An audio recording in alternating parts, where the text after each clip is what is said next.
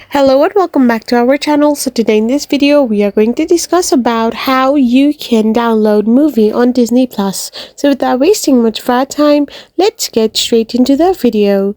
So to download a movie on Disney Plus, all you need to do is simply download the Disney Plus app first and get the subscription. So you need to tap open your app store. In the search bar you need to type in Disney Plus, and once you type it in you can get the Disney Plus app. So simply get it downloaded in your device. So once you have got it downloaded, you can simply open it and sign in into your account. And once you have signed in, you can simply scroll through the feed to see the movie you want to download. So once you are done scrolling and you find something you want to download, you can simply tap on that particular movie.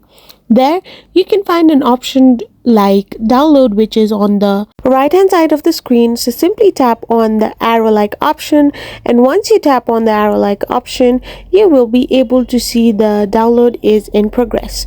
So once you can see this, you will be able to download that particular movie on your Disney Plus.